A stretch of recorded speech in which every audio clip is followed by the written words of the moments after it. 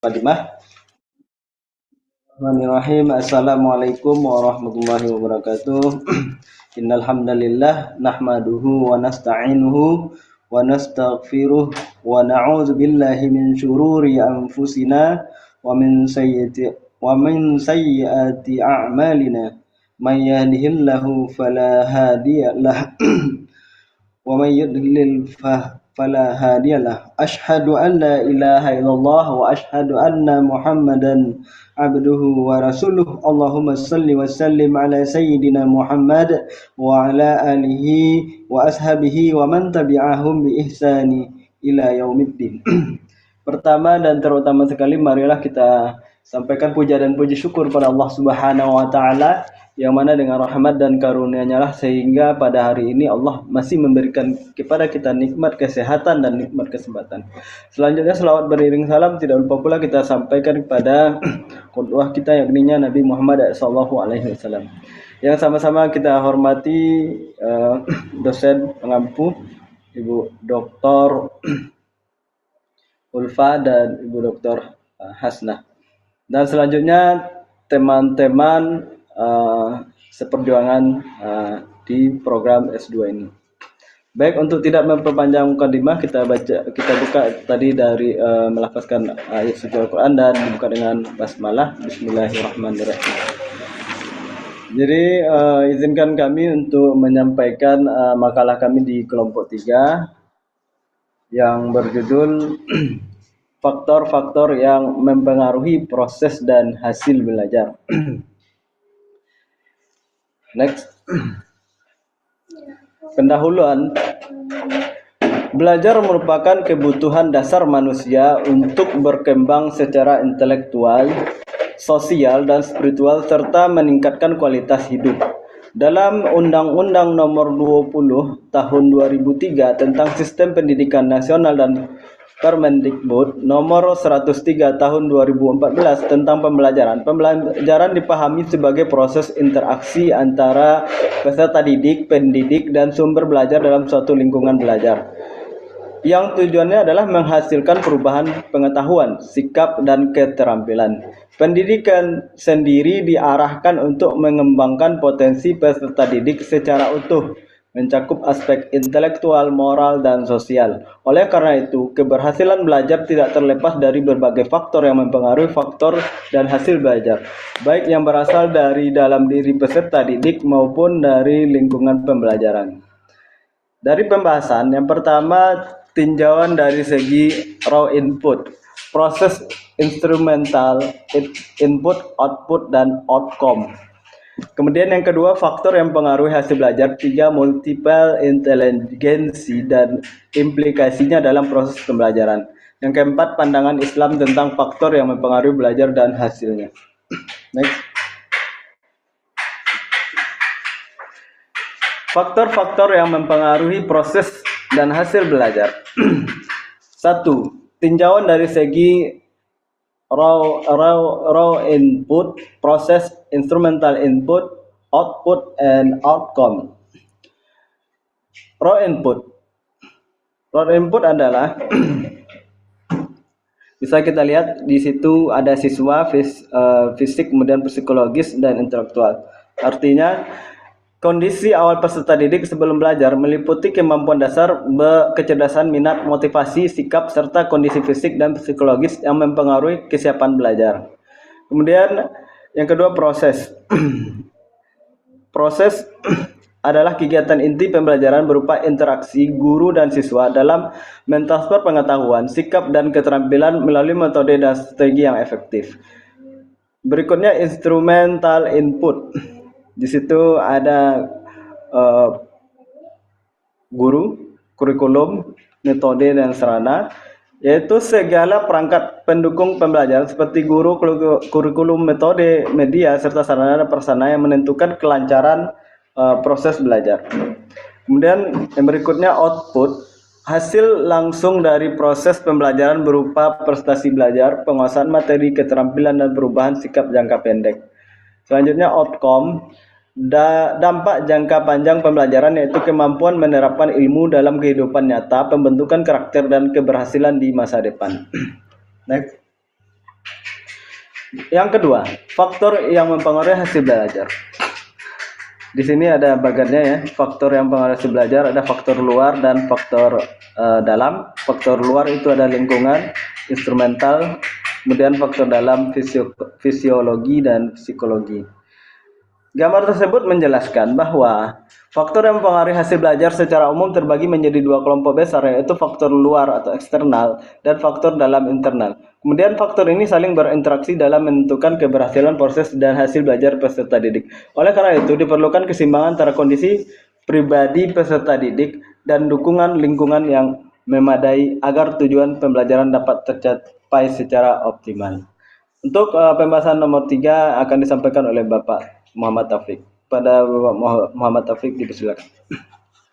Bila, baik, terima kasih Ustaz Rocky. Ana akan menyambung. Yang ketiga, poin ketiga adalah multiple intelligence dan implikasinya dalam proses pembelajaran. Secara etimologis, intelligence berasal dari bahasa Inggris yaitu intelligence, dan dari bahasa Latin yaitu intellectus dan intelligentit.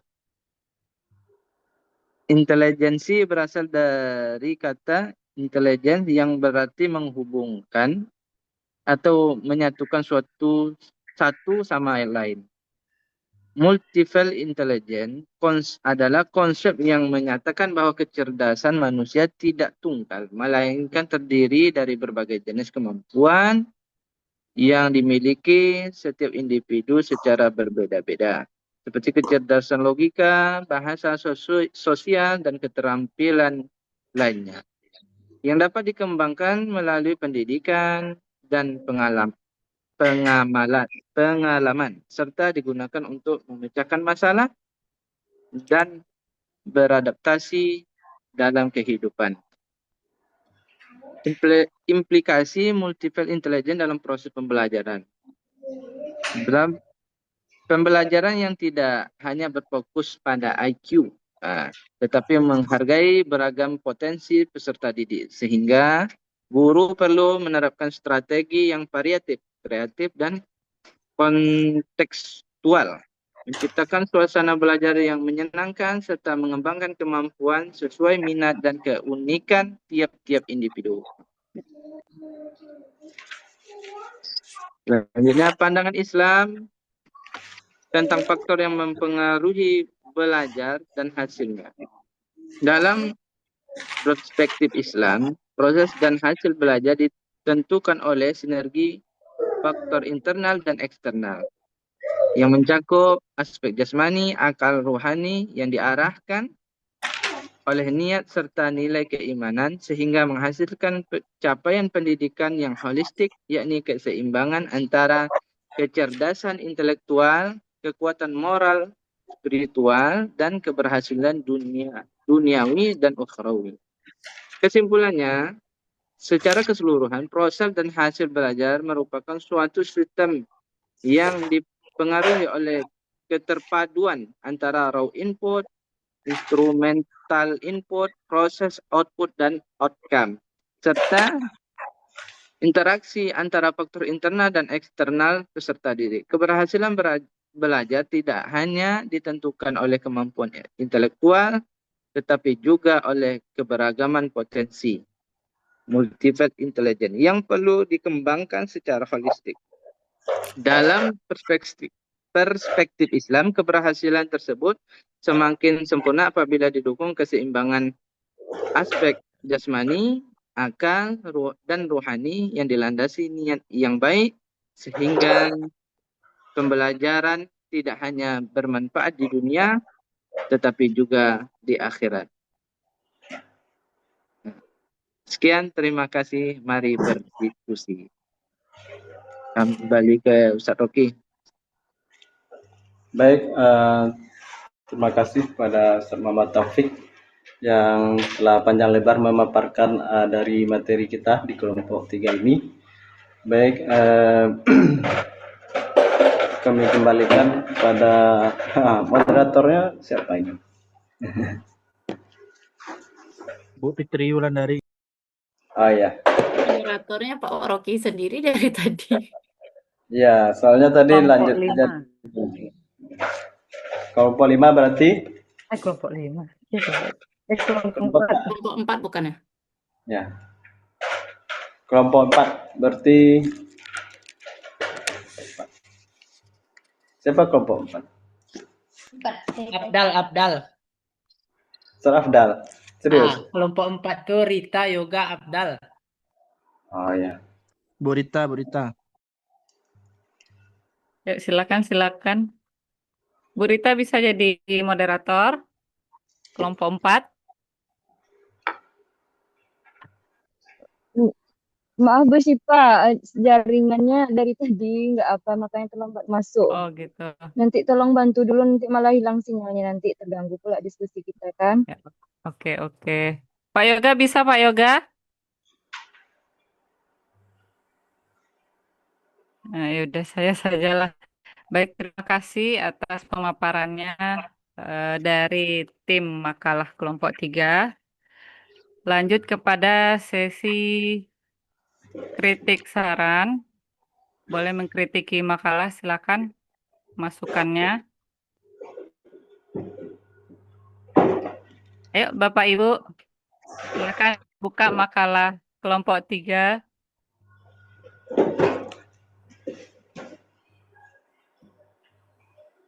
Izin Bu Syifa, Kan Bu Deti. bukan mengkritiki sih Bu Syifa, cuman Masya Allah gitu ya, makalah hari ini tuh berbeda dengan makalah sebelum-sebelumnya. Karena ini sudah menjurus ke, apa namanya, ke format jurnal kayak gitu. Dan mungkin sudah apalah kayak gitu isinya. Cuman pada halaman ini itu tuh masih tulisannya Kalibri. Cuman itu aja Bu Syifa. Kalibri itu maksudnya Time News Roman Iya, gitu ya? iya, Oh, iya. oke. Format penulisannya. Baik. Terima kasih masukannya dari Bu Deti. Ada lagi Bapak Ibu?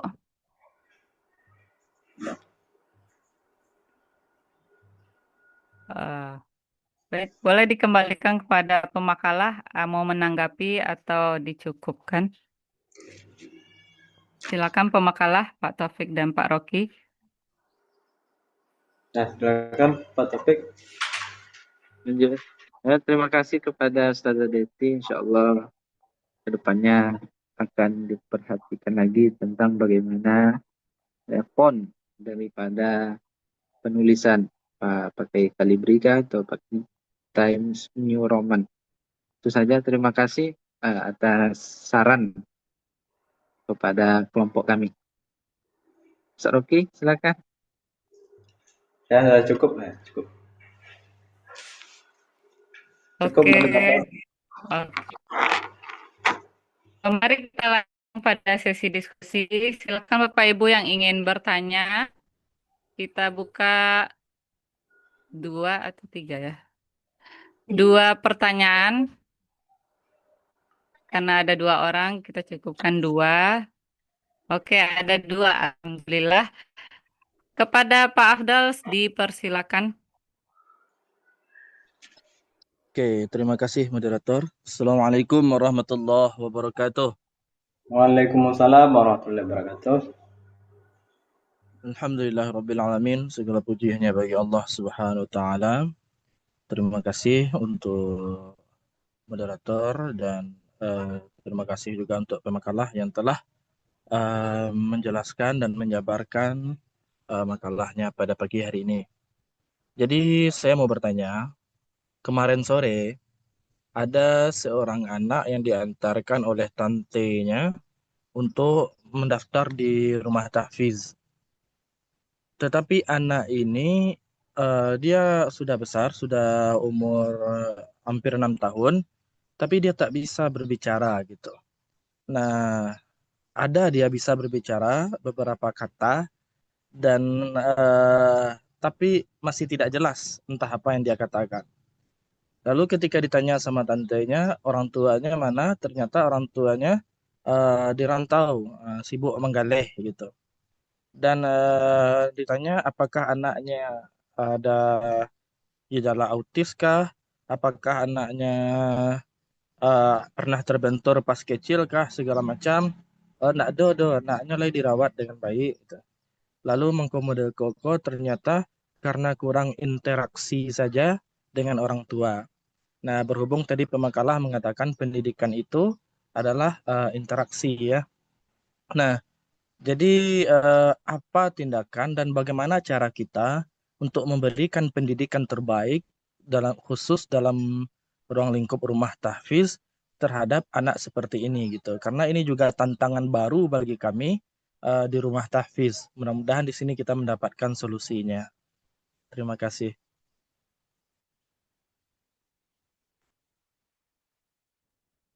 Oke, terima kasih Pak Afdal atas pertanyaannya. Selanjutnya kepada Ibu Deti, dipersilakan. Baik, terima kasih moderator atas kesempatannya untuk bertanya kepada pemakalah pada pagi hari ini. Pertanyaannya tidak terlalu panjang, tapi cuman ingin mengetahui itu kan, mana yang lebih dominan antara apa tadi keberhasilan belajar itu internal atau eksternalnya dan apa saja faktor-faktor yang mempengaruhi keberhasilan belajar tadi. Apakah itu diri sendiri atau dari lingkungan seperti itu. Saya ditangkap ya apa Bu moderator dan pemakalah. Terima kasih. Sekian. Bentar, izin Bu Deti. Berarti ada dua ya pertanyaannya, mana yang lebih dominan antara faktor internal atau eksternal? Ya, Lalu, jadi faktor apa saja nanti yang mempengaruhi keberhasilan belajar itu dari diri sendiri kah atau dari lingkungan seperti itu. oke. Ibaratnya terkait Bu Syifa. Oh iya, siap-siap. Untuk Pak Alimu sih nanti jawabannya setelah yang dua ini ya Pak ya. Silakan Pak, pertanyaannya boleh sekarang. Silakan Pak. Assalamualaikum. Sia, sia. Asli aku kadang nah. Assalamualaikum Hei, warahmatullahi piring kalian tuh wabarakatuh. tolonglah dilata nah. Kenapa Bu Deti anaknya dipanggil apa tadi? Asia. Astagfirullahaladzim. Beko lah piring tuh Bu Deti. Izin Bu silakan. Syifa. Silakan. Oh, Bu Nur Hidayah. Oke, Ya, Bu. silakan, Bu. Ya. Assalamualaikum warahmatullahi wabarakatuh. Waalaikumsalam warahmatullahi wabarakatuh. Izin Bu Dokter dan teman-teman semuanya. Di dalam proses belajar itu tentu ada hasil belajar. Apalagi kita sudah lama ya belajar mulai dari TK, dilanjutkan SD 6 tahun, SMP 3 tahun, dan SMA 3 tahun. Tentu ada hasil belajar dari sana. Dan hasil belajar ini tertuju kepada aspek kognitif, afektif, dan psikomotor. Namun pada saat sekarang ini yang lebih dominan lah sekarang diutamakan aspek kognitifnya. Jadi bagaimana menurut pemakalah dengan hal ini? Apakah kita harus mencapai ketiga aspek ini baru kita dikatakan sudah berhasil untuk belajar itu? Cukup. Demikianlah pertanyaan ini dikembalikan kepada moderator. Assalamualaikum warahmatullahi wabarakatuh. Waalaikumsalam warahmatullahi wabarakatuh. Petunjuknya dari Pak Alimun ya. Kelihatan suara kecilnya. Oke. Ya, baik itu 3 pertanyaan. Mungkin yang harus dijawab dulu pertanyaan Pak Afdal dengan Bu Deti, baru nanti kalau sudah dua-duanya baru pertanyaan Bu Nur Hidayah dijawab. Baik, boleh langsung. Cuman moderator waktunya sampai jam berapa kita untuk diskusi? Sampai jam, kalau 20 menit sampai jam 8.48. 8.48 ya. Oke. Jam 9 boleh lah, sampai jam 9 ya. Oh boleh Bu, Sampai ya terima kasih Bu. 9, ya paling lama nanti 9:10. Oke. Ya baik Bu Dokter. Baik, Silakan, Prof. Bismillahirrahmanirrahim. Kami akan mencoba menjawab dan nanti insya Allah ditambahkan oleh Bapak Muhammad Taufik. Jadi menanggapi pertanyaan dari Ustadz Afdal, pertama itu yang ditanyakan adalah ada anak yang masuk ke rumah tahfiz, usianya sudah 6 tahun, namun belum bisa berbicara dan yang dibicarakan pun belum jelas itu kan. Jadi bagaimana cara menghadapinya itu, apalagi di proses pendidikan di rumah tahfiz tentu butuh anak ini mengeluarkan suaranya gitu kan. Apalagi tentang Al-Quran juga ada makhraj yang harus disampaikan, mana yang huruf-hurufnya gitu kan. Jadi kalau kita berkaca pada sebuah fenomena ya, kalau ada anak yang ada perkembangannya, sebenarnya macam-macam anak-anak ini gitu kan. Ada yang perkembangannya lambat berjalan, ada anak yang perkembangannya lambat tumbuh giginya, ada yang anaknya perkembangannya yang ya termasuk tadi lambat berbicara gitu. Tapi itu sebenarnya masih dalam kategori wajar sebenarnya gitu. Cuman kalau jika sudah sampai 6 tahun itu sebenarnya harus ada tindakan atau disebut dengan terapi lah gitu kan.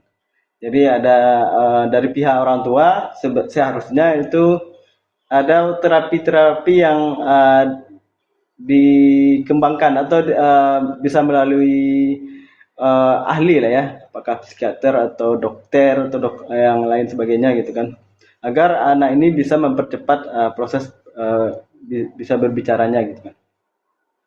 Kalau kita berkaca dalam sebuah sejarah itu Albert Einstein juga sewaktu kecil mengalami kesulitan berbicara gitu.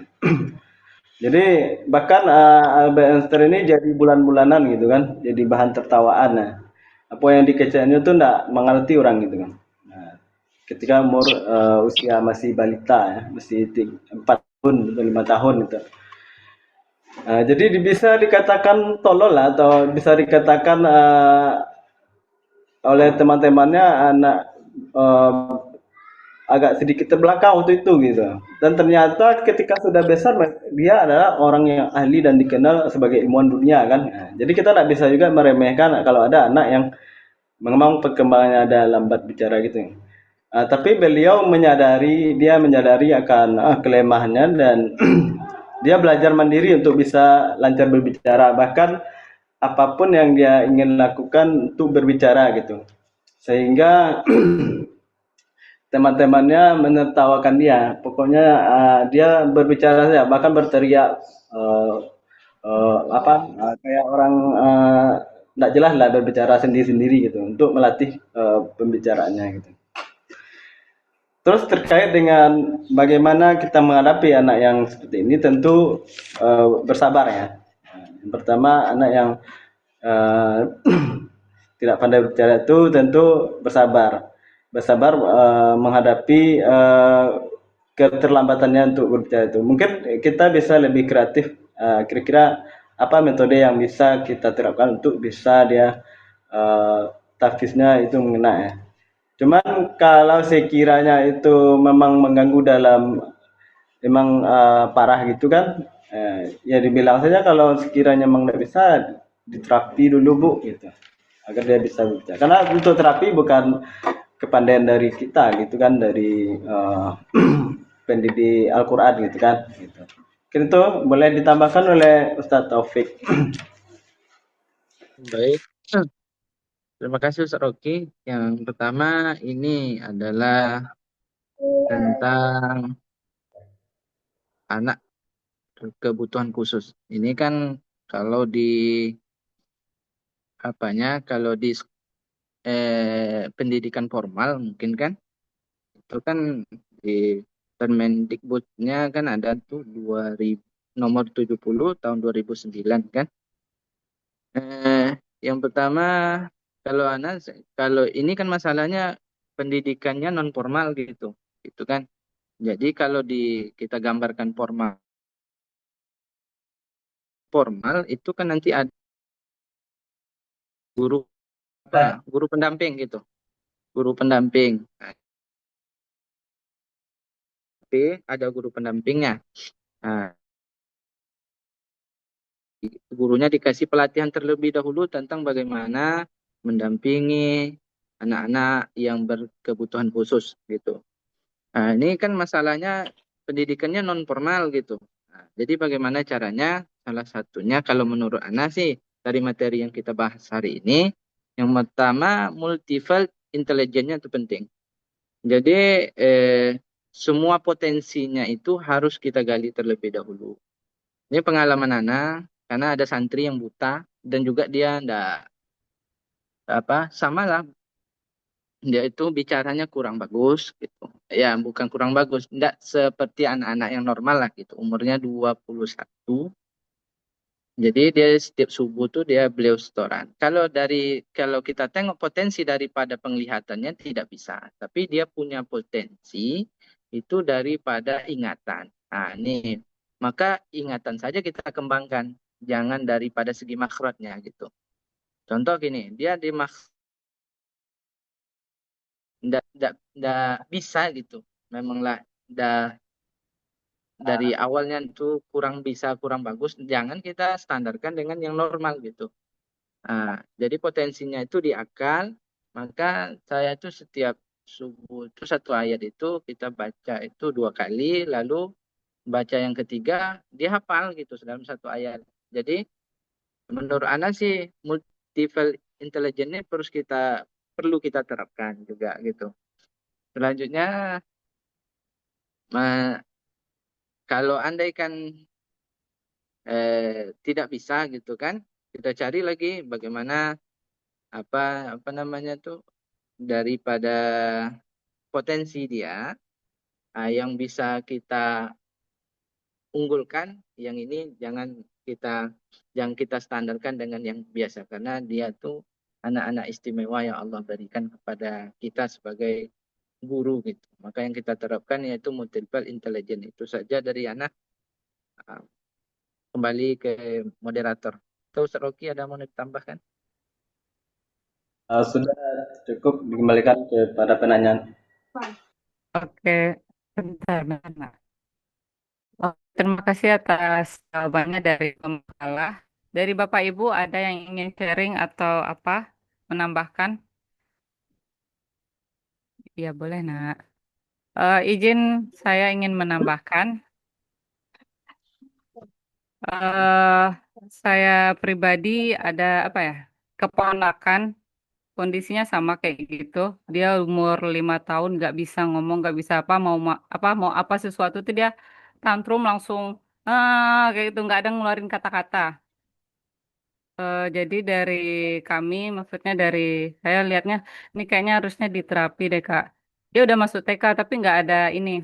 Memang masalahnya tuh memang di ini interaksi orang tua. Padahal dia orang tua ada di rumah. Jadi dia setiap bentar itu memang HP. Kalau butuh apa tuh, kayaknya orang tuanya paham aja gitu. Tapi kalau nggak ini dia kayak gitu aja dia.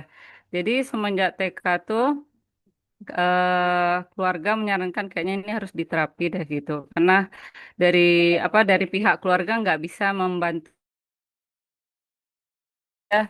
berbagai terapi sih. Ada terapi air, ada langsung setiap seminggu sekali itu didatangkan terapi yang memang udah legal terlegal gitu, dikasih waktunya 2 jam, dia dia dengan terapisnya itu nggak tahu, pokoknya di dalam sebuah ruangan gitu di terapi. Jadi setahun tuh ada keluar kata-katanya satu-satu.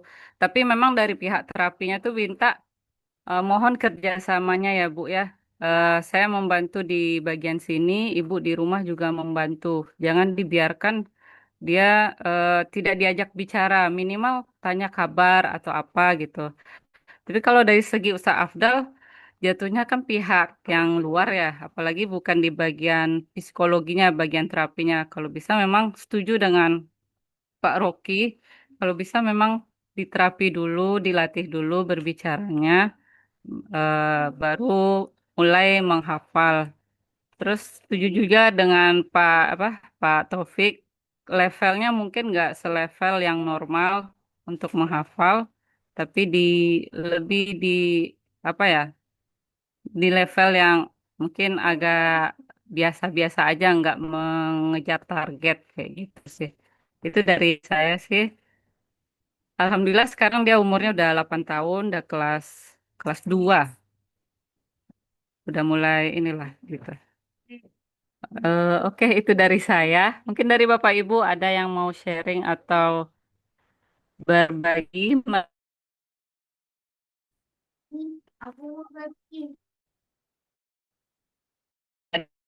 kepada Abdul.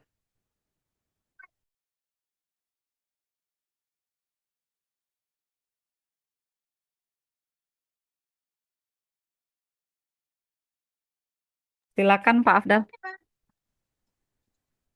Oke, alhamdulillah. Terima kasih atas jawaban dan masukannya kepada Bapak Rocky, Pak Muhammad Taufik, dan Ibu Sifa. Alhamdulillah. Jadi memang seperti kata Ustaz Rocky tadi, keluarganya sudah membawa dia ke psikiater dan ternyata memang diketahui itu bahwasannya karena orang tuanya sibuk, jadi anak ini interaksi sehari-harinya cuma dengan gadget aja gitu. Dan interaksi dengan lingkungannya terkhusus dengan orang tuanya sangat minim sekali, bahkan dalam satu hari itu terkadang tidak ada gitu. Nah, sibuk aja gitu dengan pekerjaan mereka dan anak sibuk pula dengan HP-nya. Dan ya betul sama kayak Bu Sipa itu, kalau dia mau minta itu dia tinggal apa aja. Aja. Oke. Eh, jadi iya dia juga udah 2 kali ya mengulang di TK karena umurnya udah 6 tahun. Nah kemarin tuh sempat jadi sekarang anak ini supaya ada berinteraksi dia ditinggal dengan tantenya sama ibunya. Jadi ibu di rantau, tantenya di kampung. Jadi kampung lah anakku kalau sehat jo. Nah itulah bahasa orang kampungnya. Di kampung le rami orang le banyak nih kemajaknya mengecek le banyak kawan-kawannya. Jadi kita di rumah tahfiz pun pendek petang ya karena tidak bisa berbicara tapi kita tetap mengajarkannya satu huruf satu hari itu rencananya gitu. Nah dari huruf-huruf hijaiyah itu. Nah kalau dapat tidak dapatnya ya standarnya tentu tidak bisa disamakan dengan orang normal seperti kata Ustaz Taufik tadi. Tapi insya Allah kita tetap usahakan mudah-mudahan ya mungkin jadi Albert Einstein lah tapi di bidang agamanya betul Saroki. Dan mungkin nanti kita minta tambahan kepada Ibu Prof tentang apa ini permasalahan ini. Terima kasih kepada pemakalah dan penambah jawaban. Terima kasih juga kepada Ibu Prof. Kami kembalikan kepada moderator. Oke, terima kasih atas tanggapannya Pak Afdal. Selanjutnya pertanyaan makalah. Baik, kami coba jawab ya. Rocky Muslim.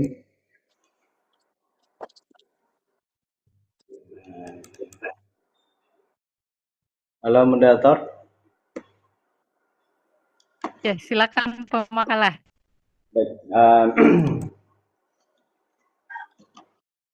jadi tadi pertanyaannya adalah mana yang dominan, apakah faktor eksternal antara eksternal dan internal itu faktor apa saja yang mempengaruhinya, mana yang lebih bagus itu kan. Jadi seperti yang kita paparkan tadi di makalah itu faktor internal atau ekstrinsik lah namanya ya. Faktor di dalam itu mencakup dari dua. Yang pertama fisiologi, yaitu kondisi fisik, kemudian kondisi panca indera, mata, telinga dan sebagainya gitu kan. Kemudian yang kedua untuk faktor yang di dalam itu psikologisnya gitu kan, yaitu bakat, minat, kecerdasan, keinginan, motivasi dan sebagainya. Terus yang eksternal itu ada dua juga, lingkungan dan instrumental. Lingkungan yaitu alam, sosial. Kalau instrumental termasuk kurikulum, guru, sarana, dan sebagainya.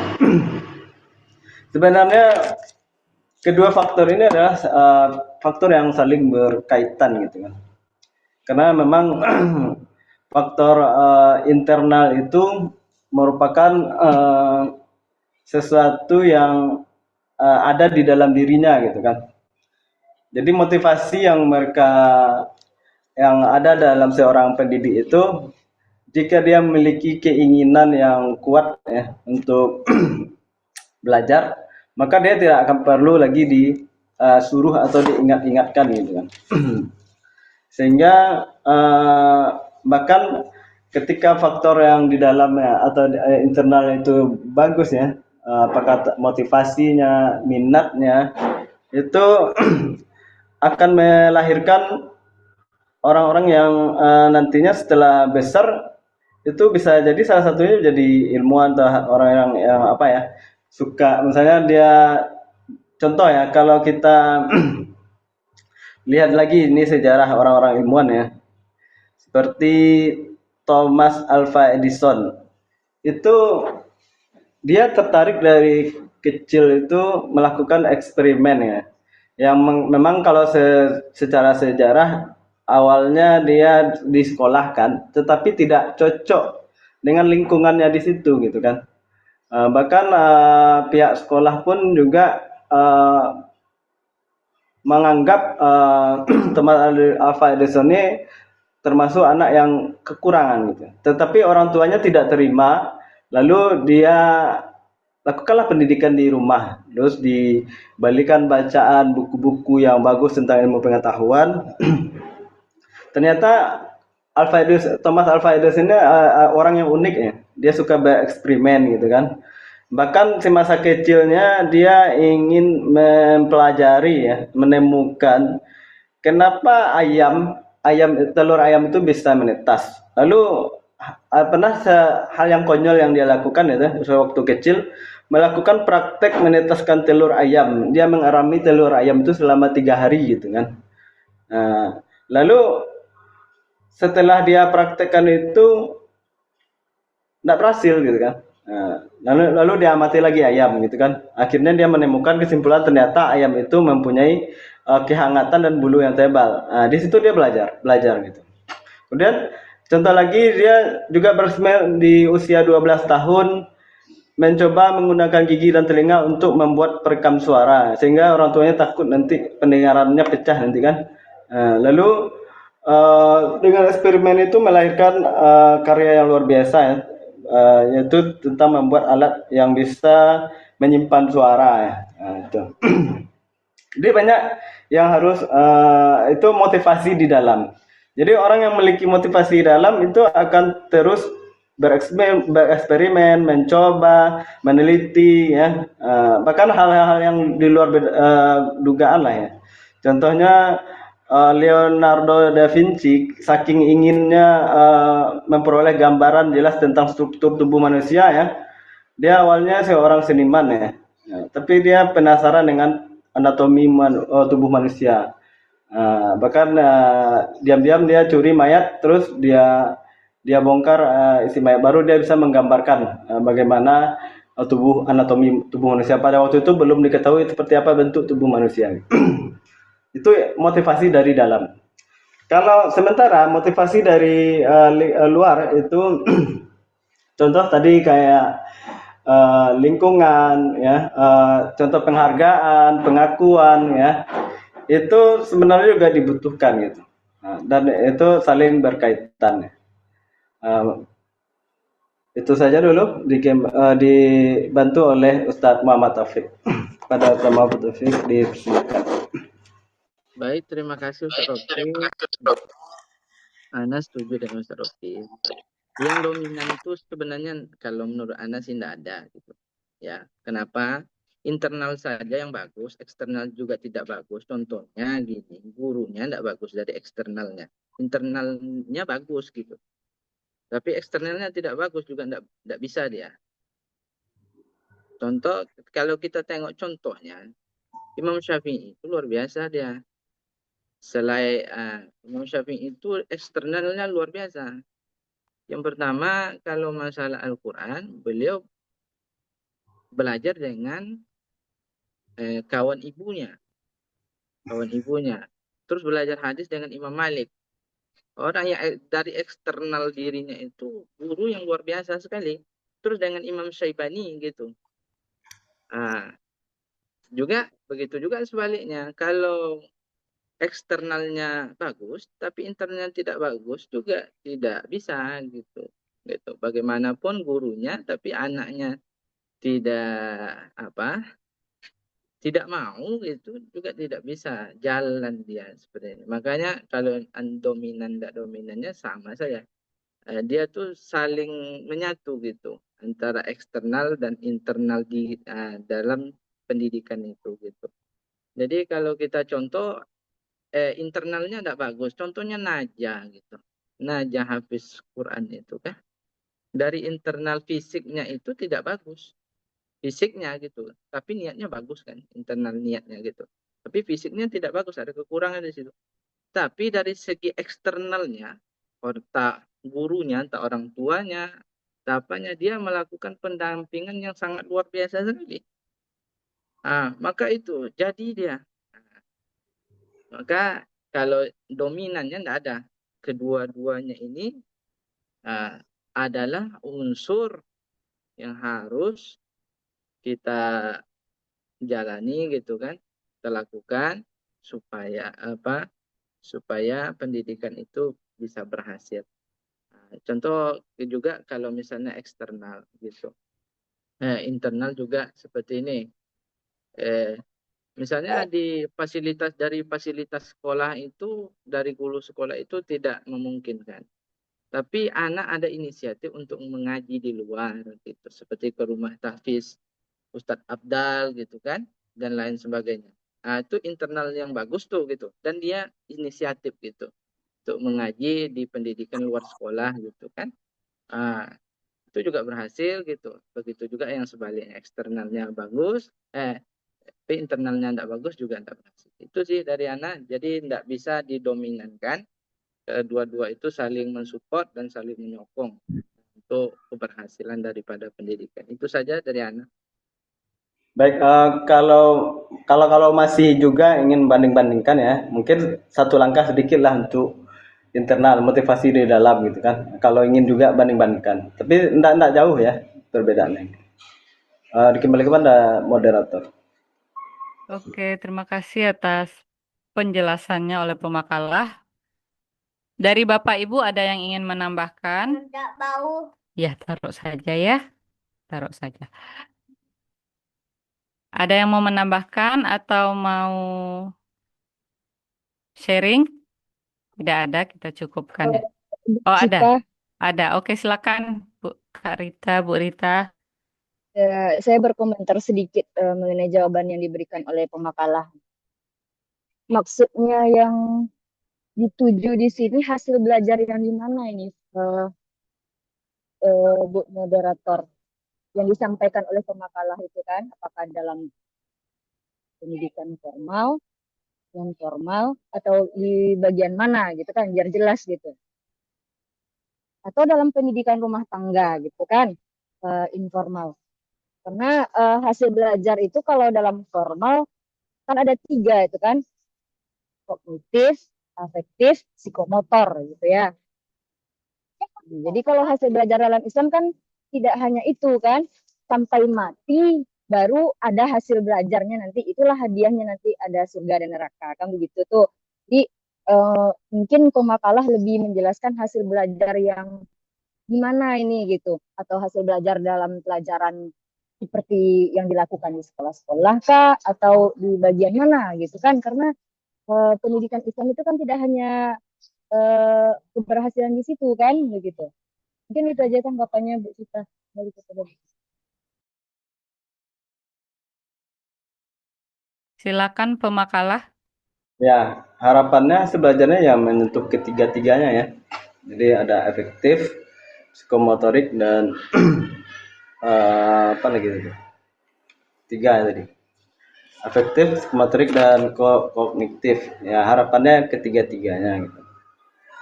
Nah, kalau dalam Islam itu sudah perfect. Itu saja tambahan.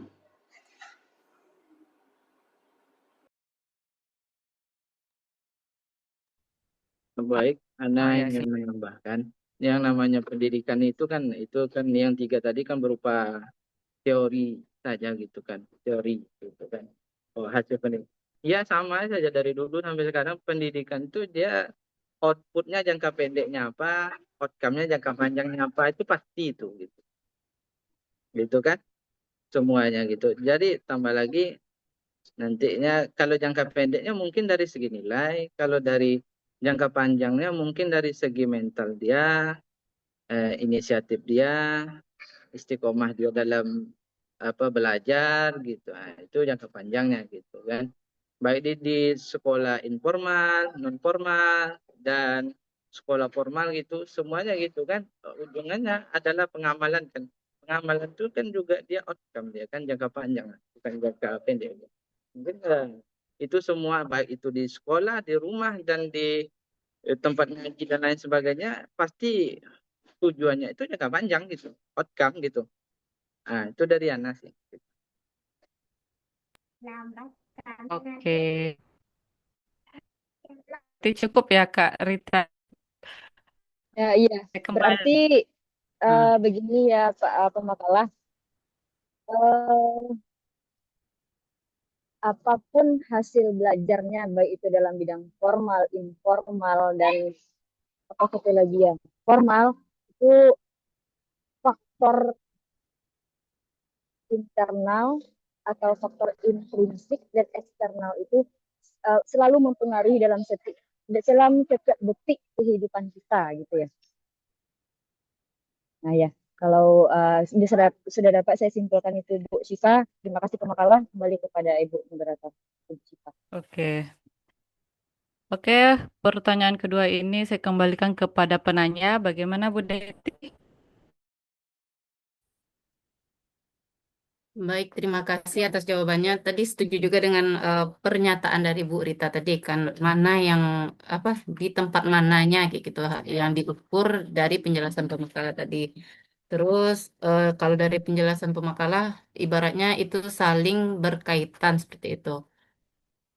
Mungkin itu apa namanya yang dapat saya pahami. Dikembalikan kepada moderator. Oke, terima kasih atas tanggapannya Bu Deti. Selanjutnya ini adalah 56 bisa menjawab pertanyaan ketiga. Silakan Pemakalah.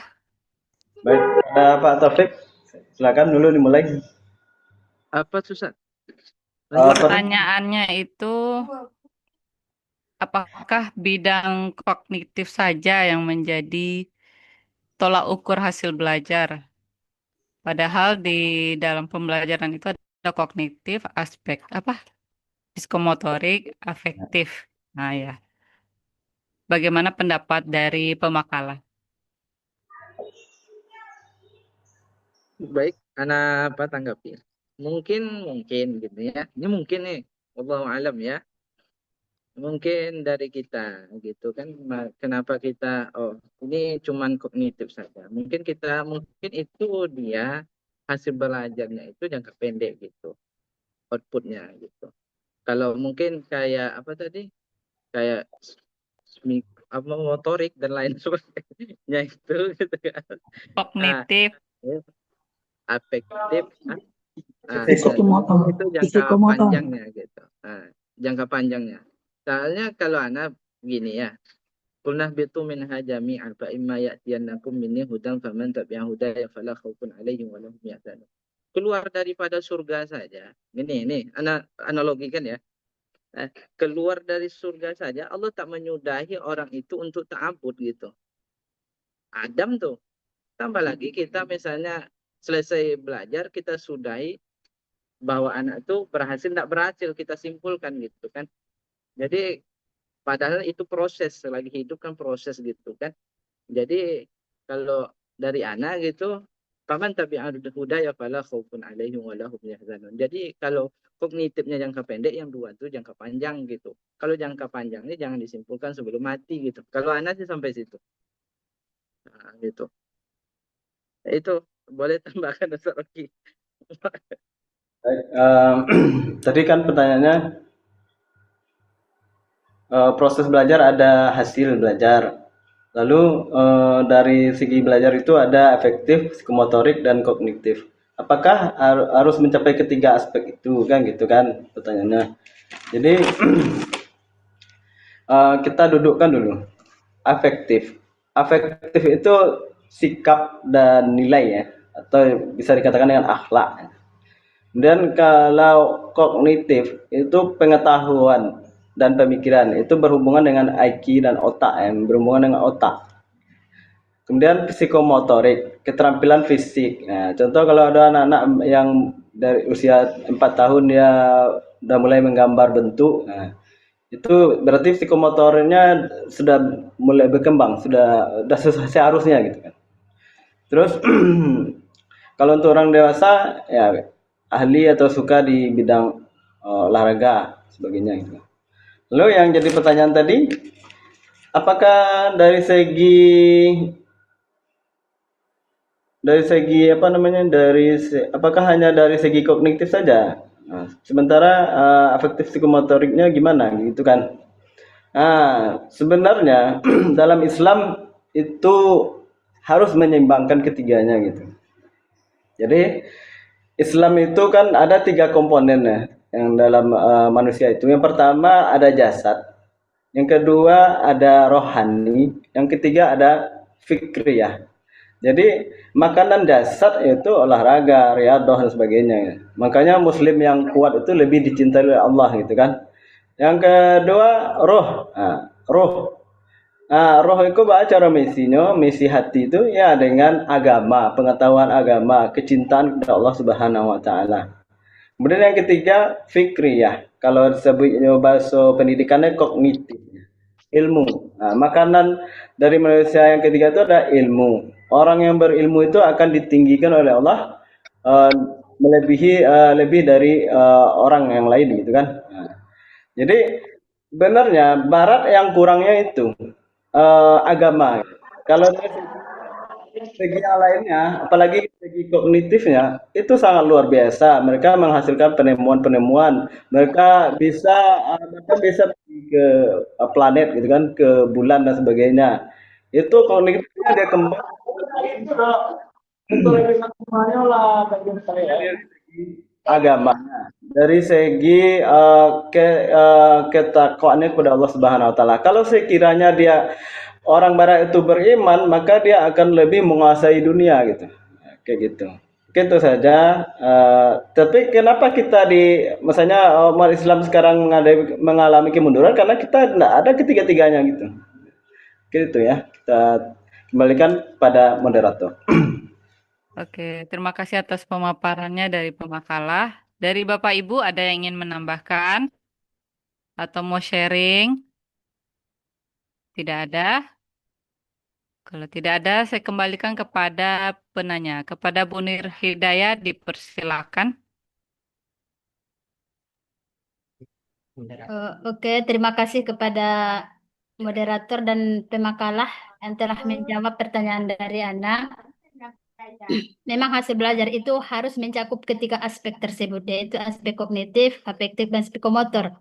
Yang permasalahannya tadi itu, kalau khususnya psikolog formal ya, hari ini bagaimana nilai kognitif itu sangat diutamakan, sementara nilai afektifnya dan psikomotornya itu yang kurang.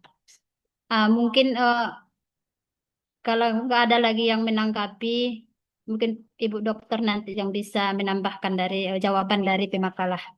Cukup kepada moderator, dipersilakan. Oke, terima kasih kepada Bu Nur Hidayah atas tanggapannya. Oke, kita cukupkan diskusi kita. Sekarang sudah pukul 9:02. Alhamdulillah. Selanjutnya, terima kasih kepada pemakalah dan teman-teman semua. Selanjutnya saya serahkan kepada Ibu Profesor Ulfatmi. Kepada Bu Prof, dipersilakan.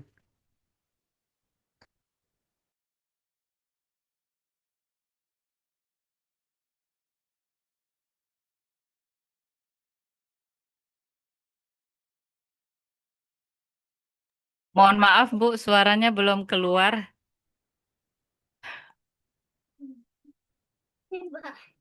Belum ya. Baik, saya ingin pindahkan ke laptop sebentar ya. Zoom ini karena tadi ini pakai handphone saya ini. Sampai saya bisa share PPT juga nih ya. Baik, Oke. baik, baik, Bu.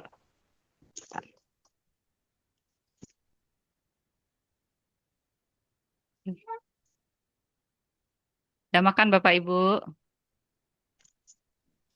Belum Bu Siva. Oh, belum, Masya Allah. Makanlah Bu, ada warung dekat situ Bu. Tapi belum makan besok. Ada yang lah masuk bahan. Ayo Bapak Ibu, Bu Mira jadi ya Pak Rocky ya? Udah masuk ya? Nah, kelas 11 sudah maju 2 orang. Nah, proses. Insya Allah Bu Yeni akan maju juga. Jadi sudah 4 orang. Masya Allah.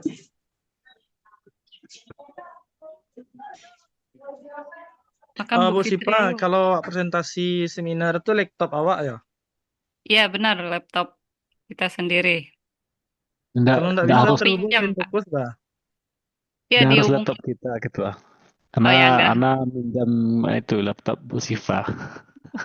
Bentuk ya Ana Naya pinjam laptop buat Sipa lah mau kok. Ya boleh, boleh. Oh, berarti saya hadir ya? Oke lah. Oke, saya berusaha hadir. Ya siap-siap, nanti saya bantu. Makanlah Bu Fit.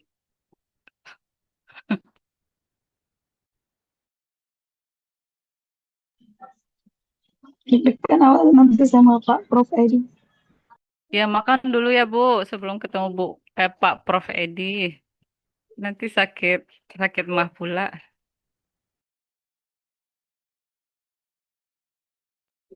Mana Bu Deti?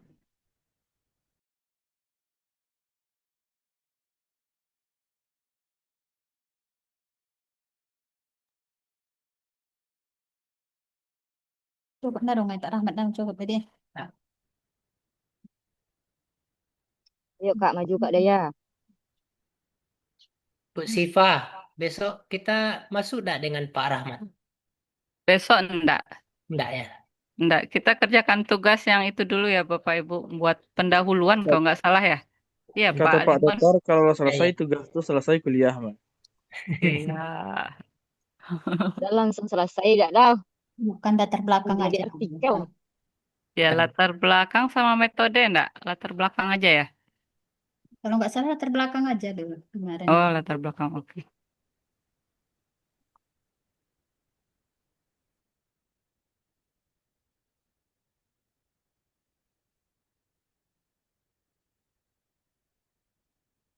Bah, kabar MBG satu topik. Yuk. Sebentar belum ada lagi ya. MBG Untuk apa untuk untuk kami kuliah S2 kok ada MBG lo kok. Mumpung Oh, ada ketua porsi, MBG ada itu porsi, ada semua. porsi kecil, ada porsi besar. Kalau porsi itu orang tua-tua enggak ada. Di tempat saya belum ada Pak Taufik. Anak saya bawa bekal terus sana. Kemana Apa? protesnya nih Pak? Ya, nanti No masuk. ada Bu Sipa nak MBG nak ada balado MBG di Solo kok dengan Pak ah. Lado Manis padahal ya, banyak. Suppliernya Pak Taufik ya. Apalagi dia lahan panjang tuh banyak lado tuh. Kalau untuk anak-anak sih bisa. Kalau untuk kita enggak termakan nasi sama kita. Nasinya sesuai satu topiknya. Nasi sesuai yang lewat orang Parak ya, Pak Afdal ya. Itulah. Makan saguni. Pak Taufik, Tapi kemarin kami Arman, lewat di apa itu? Di Jalan Panjang. Ada sebelum pasar SPPG MBG-nya. Di sana itu Pak Taufik, enggak? Waktu lebaran saya nampak ini Pak Alimon pakai motor Ya, besar sama ibu kemana tuh? dekat SPBU Lam Panjang. Tapi saya apa Ya, ya Magu. atas mobil antrian gitu. Iya kan? Oh. Sama motor PCX atau apa itu? Yang penting motor lah. NMAX. NMAX ya. Ya. Ya. Iya. Betul kan? Nah, ya sombong Pak Topik ya. Enggak deh. Enggak. Tiba kawan di kampung ndak apa basuhan singgah. Lagi antrian datang mobil, nanti antrian SPBU. Jadi saya ragu nih kok Pak Alimon sampai ke sini kan kayak gitu. minyak susah itu. Susah minyak. Perayu rupanya. Perayu. Tapi bila orang Solok Selatan itu ya ke situ lewatnya. Oh iya. Orang Solok Tapi gaya Selatan beliau, Kalan Panjang roynya dal. tapi gaya beliau otomatis sangat romantis Nggak tahu. sekali. Ini saya Bu ini dosen ya, udah masuk kagum. kayaknya. Udah masuk. Oke, saya sudah bisa share PPT juga ya. Baik.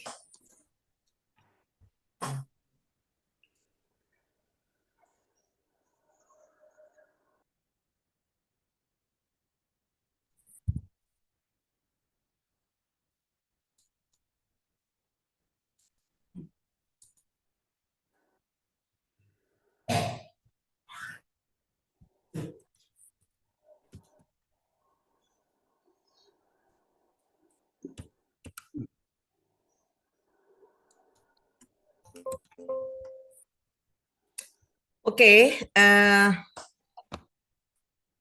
Anda semua, kita bicara hari ini tentang bagaimana kita melihat faktor-faktor yang mempengaruhi proses ya. Ingat, jangan hanya hasil belajar, tapi proses belajar itu proses pembelajaran dan hasil belajar. Oke ya. Ini tolong komting siapa ke koordinator untuk bisa nanti memfoto ini ya, memfoto, screenshotkan. Tolong di screenshotkan pertemuan kita karena nanti akan menjadi ini bagi kampus ya. Baik. Anak-anak sekalian, proses pembelajaran itu merupakan sebuah perjalanan yang sangat kompleks itu ya. Nah, dia dipengaruhi oleh beberapa faktor. Nah, faktor-faktor itu ada faktor input, nah internal dari peserta didik kita, faktor eksternalnya, kemudian faktor proses pembelajaran itu sendiri, hasil jangka pendeknya atau output, dan hasil jangka panjang. Nah, yang tidak tersentuh tadi adalah hasil belajar dalam perspektif pendidikan Islam akan berbeda dalam konteks hasil belajar dalam perspektif pendidikan nasional maupun pendidikan barat. Nah, dalam konteks pendidikan Islam, hasil belajar itu mencakup beberapa aspek. Aspek pengetahuan yang disebut aspek kognitif, aspek sikap itu akhlak, dan aspek keterampilan amal soleh. Jadi bukan soal keterampilan dia menggunakan sains dan lain-lain sebagainya, bukan itu saja, tapi amal soleh. Maka ada 5 aspek sebetulnya untuk melihat hasil belajar itu dalam perspektif pendidikan Islam. Apa itu? 1, aspek kognitif, 2, aspek afektif, kita tahu semua, 3, aspek psikomotorik, tapi jangan lupa ada 2 lagi, yaitu aspek konatif. Apa motivasinya? Kemudian aspek performance. Bagaimana perilaku ditampilkannya, bagaimana sholat ditampilkannya, ibadah ditampilkannya, dan bagaimana dia menjadi khalifatullah. Itu performance. Nah, faktor input itu dalam perspektif Islam, nah ini yang perlu kita kembalikan kepada psikologi pendidikan Islam ya. Apa yang mempengaruhi itu? 1, faktor kecerdasan akliyah. Nah, kalau guru hari ini pada tingkat target pendidikan nasional itu hanya mengacu pada kecerdasan akliyah tetapi kognitif saja. Sementara dalam Islam itu ada kecerdasan di situ emosional, ya, ada kecerdasan kalbu. Nah, ini harus mencakup semua gitu. Itu yang mempengaruhi. Kemudian apalagi yang kedua, motivasi akan berbeda. Tadi kita bicara begitu banyak tentang motivasi. Jelas berbeda dengan konsep motivasi dalam perspektif Islam. Ya, motivasi yang tinggi, motivasi yang rendah. Nah, kalau dalam konteks barat itu motivasinya semangat dia belajar. Dia mau jadi apa? Dalam Islam nggak begitu. Nggak ada artinya itu. Dia mau jadi dokter, mau jadi hakim, jadi apa, itu nggak ada nilai pahala amal solehnya. Tapi motivasi yang benar itu apa? Motivasinya ikhlas, lurus dalam rangka mengharapkan ridha Allah. Sebentar ya, saya cas handphone ini takutnya nanti jam 10 harus langsung ke offline ini di kampus Taipik ya, bentar.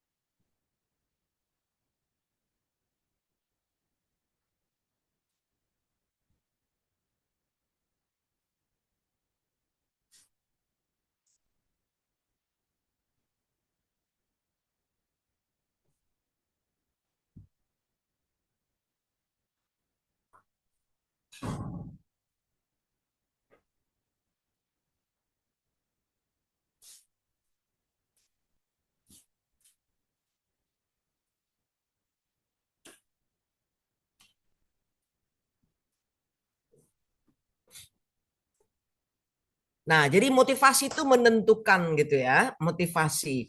Tidak saja motivasi siswa, tapi motivasi guru pun juga seperti itu.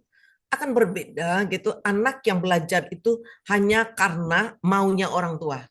Saya pernah mahasiswa saya di kedokteran itu ternyata dia eh, malas sekali masuk sebentar, beberapa seminggu nanti dia langsung masuk lagi. Nanti masuk lagi karena hilang lagi. Ketika diminta oleh dekan saya mencoba mengkonseling si anak, yang terjadi itu apa? Saya itu Bu enggak mau sebenarnya masuk kedokteran Ibu, tapi karena ayah saya dokter spesialis, ibu dokter spesialis, dipaksa juga saya masuk. Jadi karena orang tua memenuhi kehendak orang tua aja saya masuk, akhirnya Bu saya nggak semangat gitu loh. Nah, itu contoh. Dia punya motivasi apa dulu? Oh, karena mematuhi kehendak orang tua saja, tidak dapat pahala apa-apa gitu. Yang benar tuh apa? Saya arahkan dia bagaimana dia belajar di kedokteran itu dalam rangka mengharap ridha Allah. Dia kelak jadi dokter, tapi dokter yang betul-betul bermanfaat, dapat ilmu yang berkah. Nah, jadi bukan karena mematuhi keinginan orang tua gitu ya. Jadi kita memaksa anak, coba ya demi ibu, kamu harus jadi ini, jadi itu. Jangan. Nah, itu motivasi yang nggak benar itu kita tanamkan kepada peserta didik kita. Makanya saya selalu, pertama saya mengajar di kampus itu kalau untuk anak S1, saya sampaikan, selamat datang di kampus, kalian baru belajar ini untuk menjadi manusia yang agamawan, ilmuwan yang agamawan. Luruskan niat kalian, nak. Kalian belajar ini menuntut ilmu dalam rangka ikhlas karena Allah. Luruskan dulu. Supaya selama menuntut ilmu, 5 tahun menuntut ilmu, kita dapat pahala. Kalau enggak ada artinya. Seperti Anda sekarang, Anda ambil S2 untuk apa? Oh, supaya saya bisa jadi guru, supaya saya bisa bekerja nanti. Enggak akan ada pahala di sisi Allah selama kita mengambil kuliah S2. Nah, kemudian latar belakang peserta didik. Ya, karena dia dididik itu dari latar belakang sosial, budaya, dan agama, itu pengalaman belajar mereka itu beda-beda gitu ya. Kemudian juga kesehatan jasmani maupun rohani. Ini sebenarnya satu aja nih. Satu pula terpisah itu. Nah, kesehatan itu bukan soal fisik. Dia cerdas, fisiknya sehat, tapi psikologisnya nggak sehat. Itu juga mempengaruhi. Nah, kita belum sampai pada, nanti kan ada satu sub itu tentang kesulitan belajar. Kesulitan belajar itu nanti akan kita bahas. Tadi ada beberapa pertanyaan tentang masalah-masalah dalam proses pembelajaran anak, itu nanti khusus pula kita bahas. Ya, kita melihat latar belakangnya itu banyak sekali pengalaman yang berbeda dia dapatkan. Kemudian jasmani dan rohani. Apa anak ini cuma sehat jasmani, tapi rohani sebenarnya nggak sehat. Nah, tidak sehat. Makanya Bapak Ibu, itu kalau kita misalnya mengajar, Anda cobalah tatap mata peserta didik Anda itu satu persatu gitu ya. Dari tatapan mata itu, dari wajah mereka kita bisa melihat. Ini fisiknya sehat, dia duduk di kelas, tapi ternyata dia duduk itu badannya saja di kelas. Wajahnya kita melihat begitu banyak persoalan di wajahnya yang tidak terselesaikan. Nah, kemudian faktor input juga karakter dari anak tadi. Akhlak dari anak. Saya tidak menggunakan istilah karakter ya, karena dalam Islam, dalam perspektif pendidikan Islam itu akhlak. Akhlak dalam berbagai aspek tadi. Nah, mari kita lihat juga faktor internal. Siapa yang berperan itu untuk kesuksesan anak ya, kesuksesan anak di dalam proses pembelajaran dan hasil belajar. Satu, orang tua. Ya, orang tua ini lembaga, keluarga ini adalah lembaga pertama dan utama ya dalam membentuk kepribadian anak. Maka disebut dengan al-madrasah al-ula. Nah, keluarga di sana dulu dasar-dasar pembentukan kepribadian itu terbentuk. Nah, sekarang kalau Anda menerima siswa Anda di SD, tapi dia berasal dari keluarga yang amburadul, toksit semua gitu ya. Bapaknya KDRT, orang tuanya bertengkar saja di rumah itu. Anda terima di sekolah dasar. Nah, coba bayangkan seperti apa proses pembelajaran dilaluinya dan hasil belajar seperti apa yang dia dapatkan. Sangat berpengaruh. Anak yang dari keluarga tidak mengenal nilai-nilai karena fungsi keluarga tadi fungsi keagamaan, fungsi pendidikan, fungsi cinta kasih. Anak dalam keluarga nggak mendapatkan cinta dan kasih sayang. Karena sekolah dasar. Anda bisa bayangkan. Bisa dimatikan dulu Bapak Ibu. Unmute-kan dulu ya. Bagi yang tadi yang masih belum unmute, mohon karena suara saya nggak bisa menandingi ya suara yang ada di dalam Zoom ini gitu yang keluar. Nah, Jadi kalau ada fungsi cinta kasih di dalam keluarga, dia tidak mendapatkan cinta dan kasih sayang. Coba bayangkan bagaimana dia tampil. Dia sekolah, di sekolah dasar itulah dia membuli teman-temannya, dia melakukan tawuran dan segala macam. Ya karena itu nggak dapat itu dia. Jadi saya pernah seorang anak ya yang dia tidak bisa mendapatkan pasangan hidup karena dia mengatakan ini cowok ini. Saya nggak ngerti tante seperti apa ya mengungkapkan kita suka sama seorang perempuan, tapi mengungkapkan perasaan bahwa kita cinta dia itu seperti apa. Soalnya sudah kenal sama saya nanti dia lari aja tante, nggak ada lagi itunya tante responnya. Nah, apa yang saya pelajari, bagaimana dia di dalam keluarganya, coba telaah lagi. Ternyata dia dibesarkan dari keluarga yang luar biasa ganasnya gitu ya, kejamnya. Bapaknya itu umur 5 tahun aja anak itu kalau salah ditelanjangin anaknya itu dipukul gitu. Jam 12 siang pun mau panas-panas dipukul itu. Sampai anak itu sampai orang tuanya sampai pingsan ibunya ya. Nah, ibunya juga orang yang judes, yang kasar pula. Jadi anak tuh nggak dapat kasih sayang. Sementara dalam konteks pendidikan Islam, itu pengembangan fitrah seksualitas anak itu dimulai dari anak lahir, dari anak dalam kandungan, bagaimana ayahnya menyayangi ibunya, menunjukkan cinta dan kasih sayang pada ibunya. Kemudian setelah lahir sampai 6 tahun pertama itu, anak itu harus mendapatkan pelukan, ciuman, belayan dari ayah dan ibunya, 2 unsur. Nggak boleh lepas itu. Dia sangat membutuhkan itu. Kalau dia tidak dapat itu akan sangat bahaya. Sangat bahaya sekali. Makanya kalau 6 tahun pertama itu anak Anda dibesarkan oleh nenek dan kakeknya sementara Anda sibuk berdua. Ya, Anda sibuk berdua dan segala macam, nggak ada waktu bagi Anda untuk memeluk dia, membelai dia, mencium dia, membangun kehangatan dengan anak usia sampai 6 tahun itu sangat berbahaya. Ketika anak umur 6 sampai 12 tahun, itu dia harusnya pengembangan fitrah seksualitas anak itu kembali kepada gender. Siapa itu? Ayahnya, anak laki-laki harus dekat dengan ayah, anak perempuan harus dekat dengan ibu. Nah, untuk apa itu? Anak perempuan harus dekat dengan ibu supaya dia belajar menjadi perempuan. Makanya kalau 6 sampai 12 tahun itu si ibu kalau ibunya masak, ibu bersihin rumah segala macam, itu dia aja kena perempuan. Apa yang bisa dilakukan dibantu dulu. Anak laki-laki harus dekat dengan ayahnya. Ayahnya nyuciin motor, ikut anaknya, coba diajarkan anaknya. Apa saja kegiatan kelaki-lakian itu diajarkan anak. Maka anak itu akan menjadi anak nanti yang benar-benar jadi laki-laki, kalau anak laki-laki, dan anak perempuan benar-benar jadi perempuan. Ninda, anak laki-laki suruh ke ayahnya, anak ke ibunya, dikasih boneka sama ibunya. Akhirnya laki-laki itu bencong. Nih anak perempuan suruh dekat ke ayahnya. Akhirnya anak perempuan itu tomboy jadinya. Nah, salah siapa pendidikannya itu? Nah, setelah dia 12 tahun sampai dengan dia dewasa itu, maka anak itu kembali ke lintas gender. Anak perempuan dia harus dekat dengan ayah dan ibunya, tidak dengan ibunya saja. Dia harus hangat dengan ayahnya.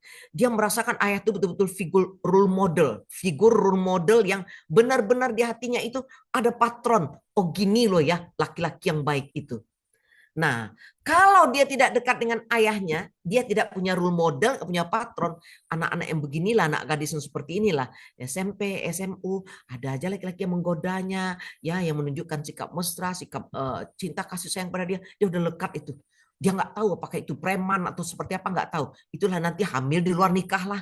Nah, susah memisahkan dia lah karena dia butuh itu. Tapi figur tuh nggak ada. Tapi anak laki-laki yang anak perempuan tadi yang dekat dengan ayahnya, nah itu tuh yang terjadi apa?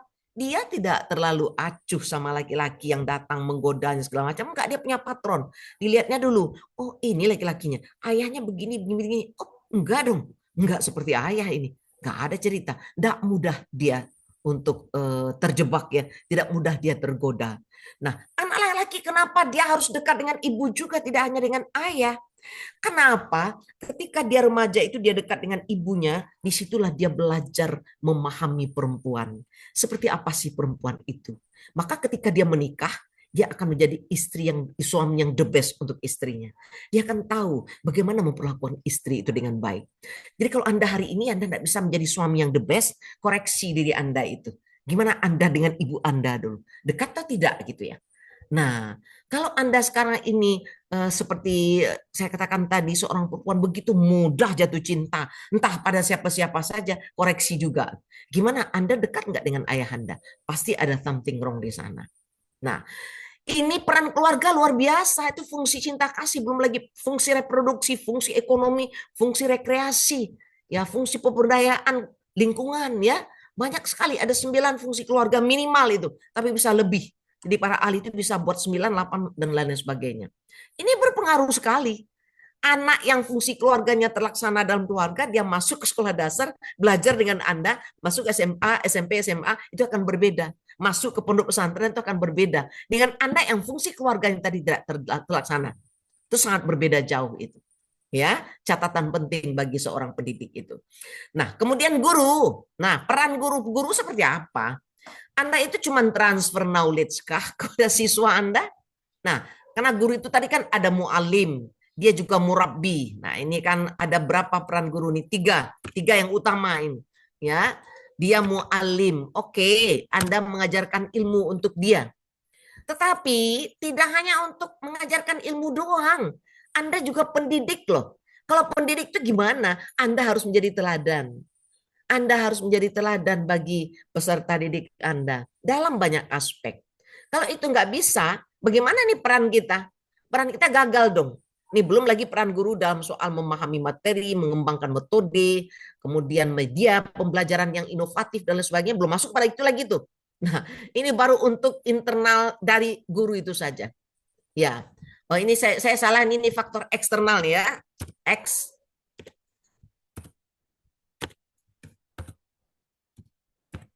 Ya,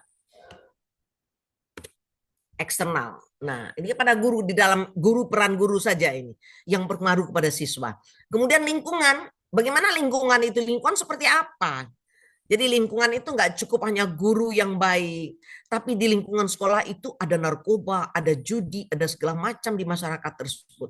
Di lingkungan sekolah itu sendiri, di dalam itu kepala sekolahnya toksik, guru-guru yang lain toksik, hanya satu guru itu saja yang baik. Itu juga tidak akan membantu terwujudnya hasil pembelajaran yang baik. Oke, sekarang kita masuk ke bagian berikut, ya. Faktor proses instrumental.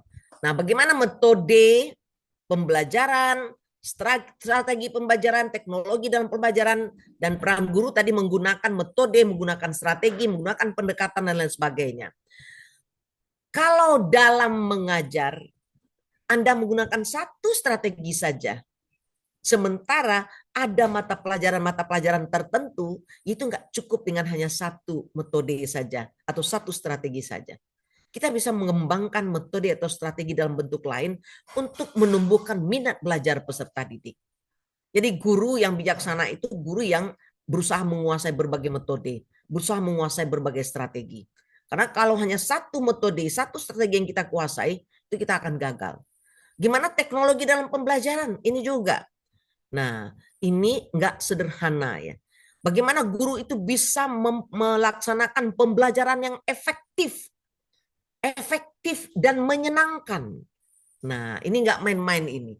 Nah, kalau hari ini di hati Anda, please, tolong Anda rasakan, Anda muhasabah. Berapa banyak guru yang sudah mengajar Anda sejak TK sampai Anda saat ini? Coba tanya hati kecil Anda. Ada berapa nama guru yang di hati Anda itu sangat berkesan? Pasti tidak semua guru. Nah, pasti tidak semua guru. Nah, kenapa begitu pula Anda? Anda pertanyakan juga diri Anda, kalau perlu Anda survei kepada siswa Anda. Ya, apakah saya ini termasuk guru yang bertahta di hati murid-murid kita? Atau yang dibenci? Ya, baru aja kita masuk kelas, itu murid udah ngomel, deh Pak, aku lagi bolong. Deh Ibu, aku lagi bolong. Nah, atau begitu yang ada di hati siswa.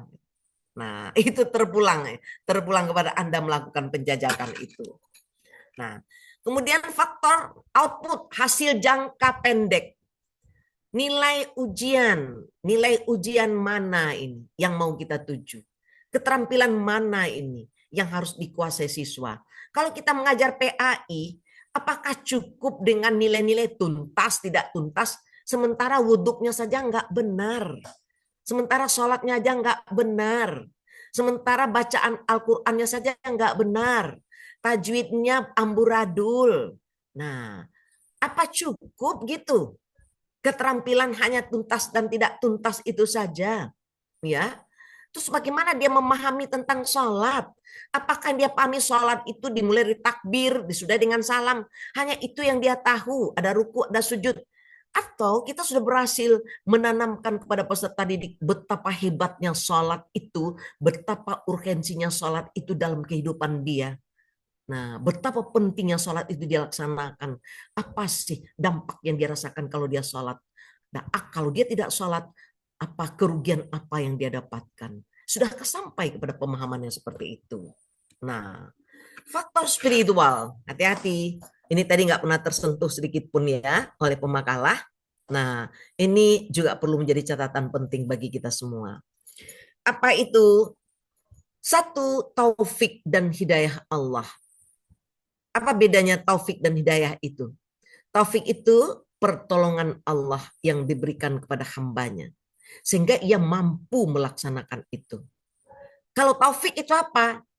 Nah, taufik itu adalah kemudahan yang diberikan Allah, petunjuk. Kalau taufik sudah ya, hidayah. Hidayah itu adalah petunjuk. Petunjuk dari Allah agar peserta didik itu menuju jalan yang benar. Nah, jadi kita itu, apakah Anda semua sudah selalu berdoa setiap sholat? Ketika habis sholat subuh, kalau saya panjatkan doa itu, ya Allah, ampuni dosa peserta didik murid-murid saya, ya Allah, yang belum tamat maupun yang sudah tamat. Ya Allah, bimbinglah murid-murid saya dengan taufik dan hidayah-Mu, ya Allah, agar ia selalu berada di jalan yang benar, agar ia menjadi bermanfaat bagi agama, keluarga, dan masyarakat, agar ia bahagia dunia dan akhirat. Itu doa saya. Karena apa? Tidak ada artinya saya mengajar setiap kali tatap muka kalau Allah tidak beri taufik dan hidayah kepada peserta didik saya. Nggak ada artinya sama sekali itu. Nol artinya itu. Makanya saya bantu dengan doa. Nah, kemudian keberkahan ilmu. Ini juga mempengaruhi hasil belajar itu. Jadi saya selalu katakan kepada peserta didik saya, terutama mahasiswa, saya tidak akan mau melaksanakan ujian tulisan kepada Anda. Saya cuma mau ujian lisan. Jadi ujian mid maupun ujian semester itu, mereka tampil satu-satu secara lisan menyampaikan poin-poin dari materi pertemuan pertama sampai ke 6, apa materi yang dia kuasai itu, yang dia sudah paham dengan baik. Dia sampaikan secara lisan. Saya katakan, coba tunjuk tangan Anda semua. Siapa di antara Anda yang nggak pernah nyontek sejak sekolah dasar? Mereka cuma ketawa. Tertawa. Jawaban cuma tertawa. Kenapa kalian tertawa? Iya Bu, sering Bu nyontek. Nah, tahukah Ananda semua, ketika kita belajar, kita dapat nilai dari nyontek, maka ilmu itu tidak akan berkah. Percayalah Ananda. Nah, keberkahan ilmu ini juga mempengaruhi hasil belajar. Berapa banyak orang yang belajar, tapi ilmu itu tidak berkah. Apa ciri-ciri ilmu yang berkah itu? Diamalkan dalam kehidupan. Banyak orang punya ilmu, tapi tidak diamalkan. Ya, Qori dan Qori'ah, jaminankah amal solehnya baik? Enggak. Hafiz-hafizah, jaminankah amal solehnya baik? Enggak. Saya Qori'ah yang berkecimpung juga dalam dunia per-Qori'ahan ya. Saya pernah 1 tahun TCMTQ bersama Qori-Qori'ah terbaik Sumbar, itu 21 orang kami. Persiapan MTQ nasional waktu itu. Di situ saya menyadari, ternyata tidak semua Qori dan Qori'ah itu diamalkan ilmunya. Dia tahu isi Al-Quran, dia belajar Al-Quran, tapi ilmunya bukan ilmu sesuai dengan Al-Quran, amalnya tidak sesuai dengan Al-Quran. Nah, banyak orang itu ilmu yang berkah. Kemudian apakah dengan dia belajar itu sudah mendekatkan diri kepada Allah? Apakah dengan apapun aktif? Nah, apakah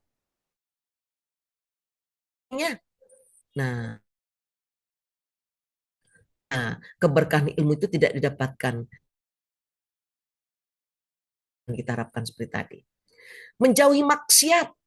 Apakah peserta didik kita itu benar-benar fokus menuntut ilmu tapi tidak melakukan dosa dan maksiat? Atau sebaliknya, dia belajar dengan kita tapi dosa dilakukan juga. Padahal dampak dari perbuatan maksiat itu nggak tanggung-tanggung. Dia merusak kecerdasannya, kemudian menjauhkan dari hidayah Allah, menyebabkan hati tidak tenang, ya, berdampak buruk pada lingkungannya. Nah, Sekarang coba lihat bully membuli itu. Ada anak yang dibully sampai dia bunuh diri. Itu kan akibat dari apa? Teman-teman yang membulinya tadi. Akhirnya berdampak kepada teman-temannya juga. Nah, itu contoh. Sekarang kita masuk outcome dampak jangka panjang. Dampak jangka panjang itu perubahan sikap, perubahan perilaku, penerapan pengetahuan. Saya lupa ini dampak jangka panjangnya, ini poin keempat. Harus ditambahkan satu lagi. Dampak jangka panjangnya itu adalah dia berhasil menggapai hidup bahagia di dunia. Nah, itu dampak jangka panjangnya. Kita tidak dituntut sebagai orang tua saja, kita tidak dituntut mengantarkan anak kita bahagia di dunia saja. Surat Tahrim ayat 6. Qu anfusakum wa ahlikum nara. Kalau dia jadi dokter yang hebat, kalau dia jadi hakim yang hebat, jaksa yang hebat, bisnismen yang hebat, yang kaya raya, cukupkah sampai di sana? Selesai outcome dampak jangka panjang dari sebuah hasil pendidikan? Tidak. Tidak cukup. Ketika dia tidak melaksanakan ajaran Allah, ketika dia berbuat dosa dan maksiat, ketika dia mencampur adukkan yang halal dan haram, maka hasil pendidikan itu tidak terwujud di situ. Ada lagi kebahagiaan ukhrawi yang harus dia capai. Oke, cukup sampai di sana dulu. Saya tidak akan lanjutkan, kita akan tambahkan hari ini dengan diskusi dan tanya jawab ya. Silakan. Nanti nggak ada kesempatan Ananda nanti diskusi ya. Ini waktunya cuma 14 jam lagi. Oke, silakan. Oke. Baik, yang jadi pertanyaan. Tadi ada kutipan dari kalimat ibu kan, bahwasanya jadi orang tua atau jadi ibu itu tidak mesti harus anak itu harus jadi ini, harus jadi itu gitu kan, Bu. Jadi gimana caranya misalnya sikap ini ke pribadi misalnya kan ke kita sebagai orang tua kan, tentu sebagai orang tua juga punya visi, punya motivasi juga ya. Dalam Al-Quran dikatakan peliharalah atau jagalah keluargamu dari api neraka kan itu. Jadi gimana konteksnya ini? Kita tidak boleh harus anak ini harus begini, harus begitu gitu kan. Jadi bagaimana keseimbangan kita gitu sebagai orang tua gitu. Itu saja. Ya. Yang saya maksud bukan tidak boleh anak jadi ini dan jadi itu. Tidak itu yang saya maksudkan tadi. Artinya anak itu punya bakat, minat ya. Dan tidak semua anak harus kita paksa untuk menjadi seseorang dengan pekerjaan yang tidak sesuai dengan bakat dan minatnya. Itu maksudnya. Itu satu. Namun tugas kita orang tua, bagaimana kita mengarahkan dan bakatnya menjadi seseorang, tetapi kita arahkan orang tua. Sayang, kalau minatnya di kedokteran, seperti saya misalnya, saya seorang dosen, tapi 2 anak saya memilih kedokteran. Nah, saya katakan, sayang, kamu berminat jadi seorang dokter, bagus, mama dukung. Tetapi jadikanlah pekerjaan kamu sebagai dokter itu dokter yang islami, dokter yang bisa memberi manfaat kepada manusia lain, yang ikhlas dalam bekerja, yang memang kerjanya untuk membantu sesama, kemudian dia niatkan ikhlas karena Allah, nanti kelak kamu mendapat dari pahala dari Allah dan surga untuk kamu sayang. Gak apa-apa, mama ikhlas. Nah, sampai suatu ketika saya menanamkan niat itu kepada anak saya, akhirnya dia masuk kedokteran. Tapi itu teruji ketika gempa dahsyat yang terjadi di Padang. Dia sedang berada di di IGD waktu itu bertugas. Lalu ketika saya telepon setelah gempa itu baru bisa kan kita teleponan dengan anak. Saya tanya dia, kamu posisinya di mana sayang? Di rumah sakit mah, di IGD. Sayang, mobil posisinya gimana? Ada menghadap ke depan kepalanya? Ada, Nak. Kenapa, Ma? Sayang, pulanglah, Nak. Ini gempa susulan akan terjadi. Ini sudah sangat dahsyat ini. Mama nggak tahu apa yang terjadi. Itu rumah sakit umum itu kan dekat dari laut. Pulanglah, Nak. Tinggalkan rumah sakit. Anak saya bilang apa? Mama, saat ini dokter pada berlarian pulang, suster pada berlarian pulang. Yang tinggal hanya sekarang 3 perawat di sini. Ada 1 dokter kami yang residen, kami yang di sini, ini yang koas inilah yang menjaga. Sementara tiap sebentar datanglah pasien yang jatuh dari Honda segala macam akibat gempa itu katanya, II nggak bisa meninggalkannya, Ma.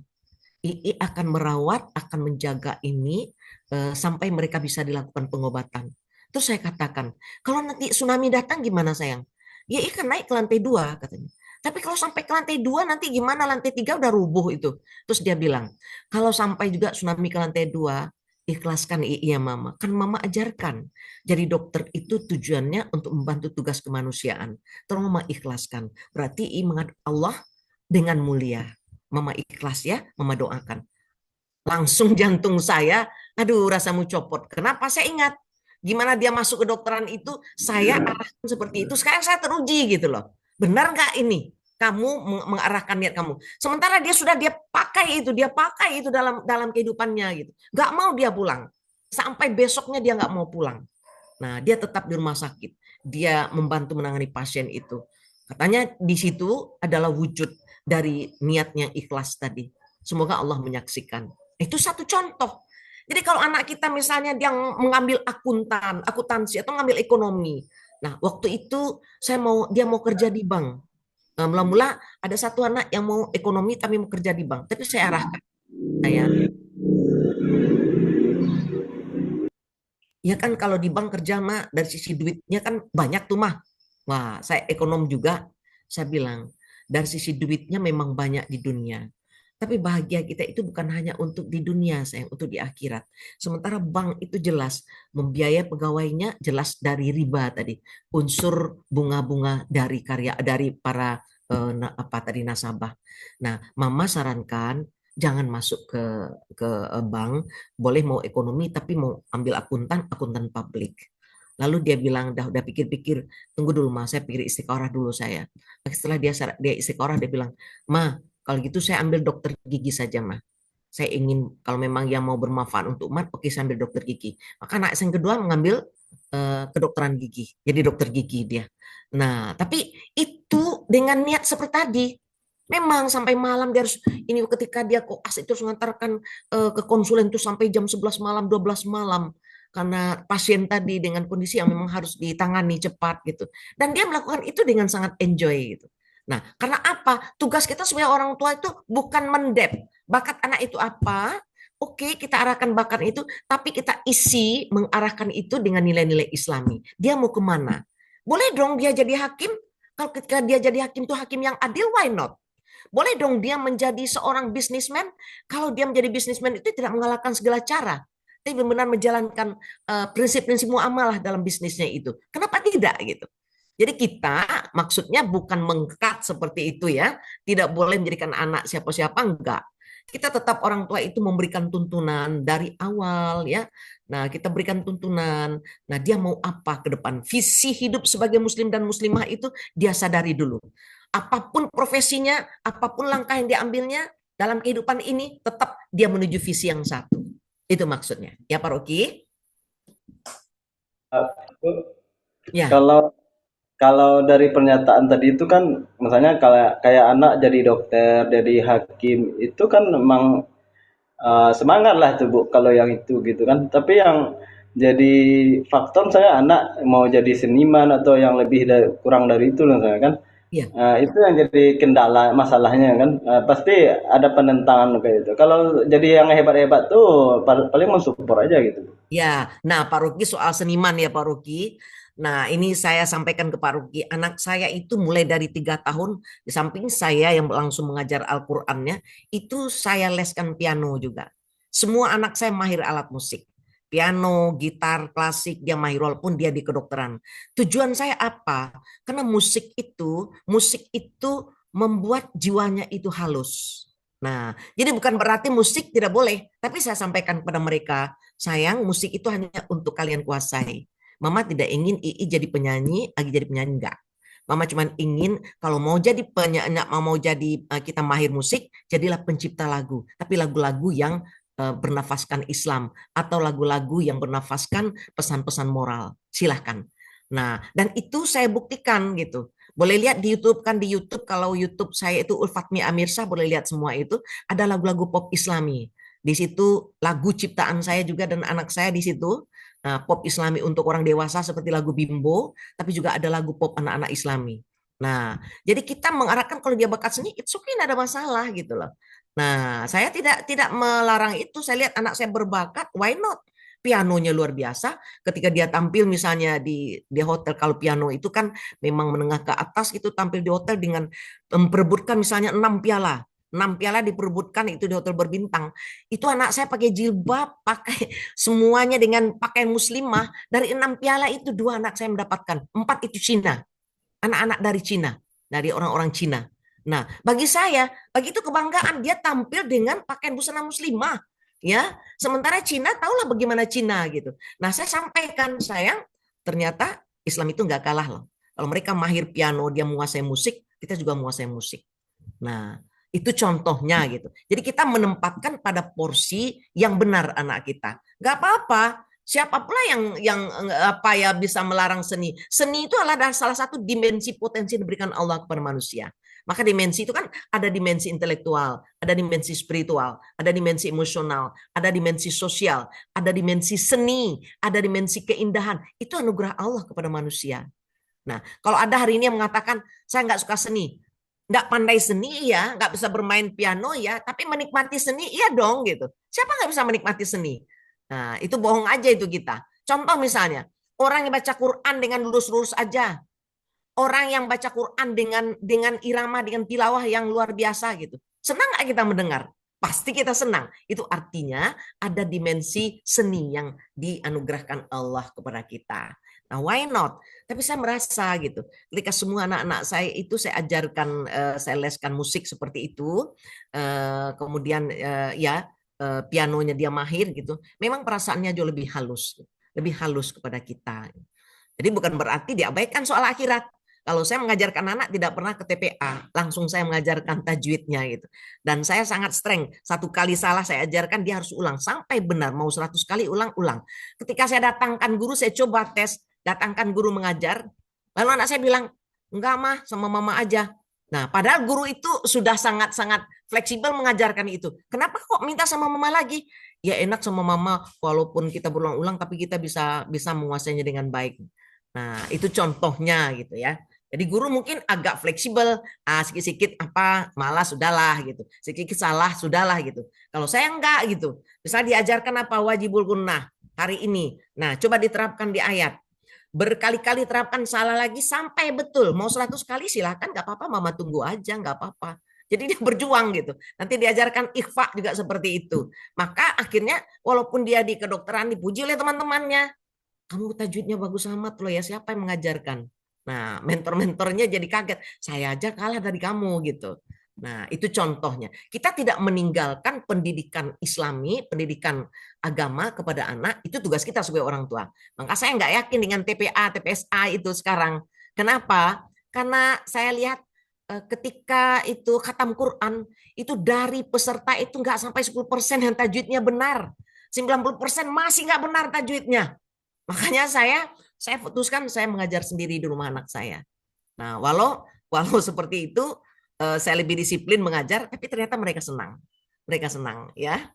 Oke, mungkin itu ya Pak Rocky. Ya, share pengalaman lah dalam mendidik anak gitu ya. Mudah-mudahan bisa bermanfaat untuk semua.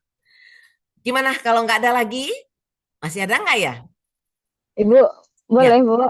Boleh silakan. Silakan Rita. Ya saya kalau nggak ada saya langsung ke Stypix sekarang nih kan nanti offline ya. Dikit aja Bu, minta solusi dari Ibu kan kami kan ngajar di sekolah umum nih Bu, guru PAI kan Bu. Jadi waktu itu kan sangat terbatas untuk memberikan materi karena 1 kali dalam seminggu untuk 1 kelas gitu misalnya Bu, kelas 1 cuman hari Senin misalnya Bu, nanti kelas 2 itu kan kita merasa bertanggung jawab itu kan Bu mengenai hasil belajar tentang keagamaan anak gitu. Sedangkan waktu yang tersedia untuk pembelajaran di sekolah itu sangat sedikit sekali. Seperti misalnya belajar tentang wudhu tadi yang Ibu sampaikan. Jadi memang terasa sekali gitu Bu, waktunya itu tidak cukup banyak untuk mengajarkan siswa itu sampai pandai gitu, sampai benar-benar betul cara wudhu yang benar, apalagi materi tentang sholat itu, Bu. Hanya 2 kali pertemuan, sedangkan sholat itu tidak hanya sebatas sampai hafalannya saja kan, Bu, gerakannya juga sudah harus betul kan gitu, Bu. Jadi solusinya harus bagaimana kami guru yang di umum ini kan, Bu, supaya kami itu memang benar-benar bisa menghandle anak kami itu benar-benar masuk dalam kehidupannya sampai kalau bisa kan sampai wafat kan gitu, Bu. Ya, Gitu. Jadi begini, Bu Rita, kalau kita bicara tentang pendidikan kita sangat amburadul. Ya seperti lingkaran setan, kita nggak tahu harus dari mana kita harus membenahinya. Pertama, soal tadi jam pelajaran agama. Jam pelajaran agama itu sangat sedikit. Syukur-syukur nih masih ada di SMA ini. Saya nggak tahu nanti apakah berubah lagi Menteri Pendidikan Nasional, dihilangkan sama sekali, nggak ada sama sekali ya. Bisa jadi seperti itu. Syukur-syukur ada. Maka itu satu persoalan kita hadapi sebagai guru. Gimana kita menggunakan waktu yang seefektif mungkin itu kepada siswa. Maka menurut saya pertama, bagaimana kita betul-betul menggunakan metode-metode pembelajaran, pendekatan strategi yang lebih inovatif. Ketika kita masuk, jangan mengajarkan dari A sampai Z, membacakan nanti mereka mencatat, enggak. Gimana kita bisa membuat misalnya rangkuman-rangkuman ya, rangkuman apa yang materi hari ini yang akan dia pelajari, lalu buat WA group, share di WA group, silakan mereka baca. Ketika di dalam kelas itu kita diskusi dan tanya jawab, kemudian praktek, lebih banyak ke praktek. Nah, itu saran saya. Jadi tidak menggunakan, saya pernah survei itu ke 23 sekolah dasar di Padang. Banyak guru-guru yang GPPP-nya aja nggak berubah-berubah, udah 10 tahun itu juga. Udah hancur-hancur GPP itu nggak mau berubah. Nah, sedikit kita punya inovasi, apalagi menghadapi anak SMA dan SMP. Kan nggak mungkin lagi mendiktekan, berceramah seperti itu. Tapi kita harus kreatif. Buatlah poin-poin penting ya, dalam bentuk PPT atau poin penting seperti apa, di-share di grup WA. Buat grup WA dengan siswa kita. Tolong mereka baca itu dengan baik-baik. Lalu nanti lebih banyak kepada diskusi, pemahaman, dan praktek.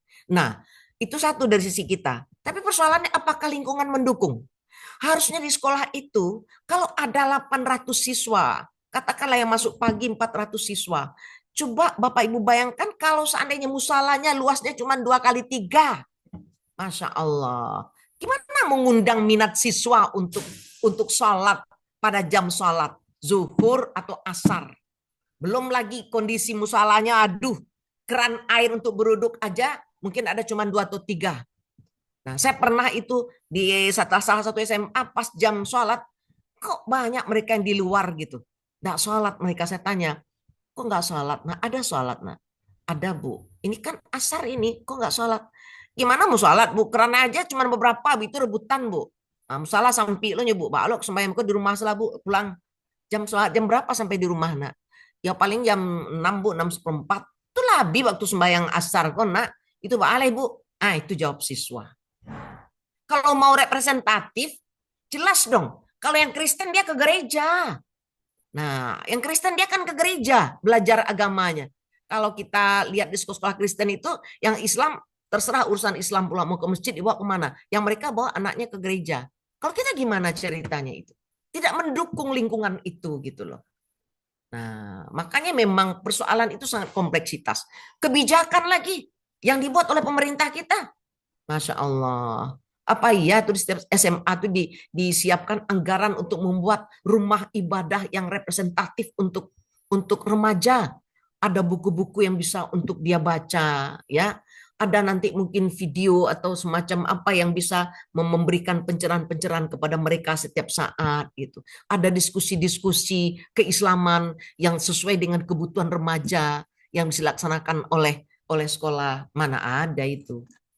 Aduh, susahlah Rita ya kalau mau bicara itu seperti saya katakan tadi, seperti lingkaran setan, nggak tahu mau dimulai dari mana gitu membenahinya, karena sudah sangat-sangat amburadul.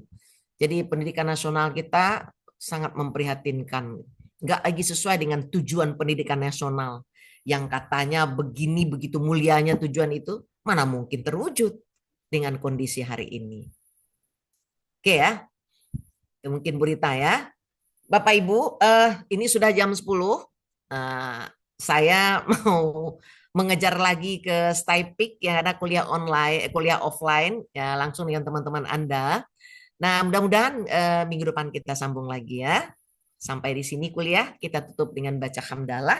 Alhamdulillahirrahmanirrahim. Ya. Assalamualaikum warahmatullahi wabarakatuh. Waalaikumsalam warahmatullahi wabarakatuh. Terima kasih Ibu. Terima kasih Bu ilmunya.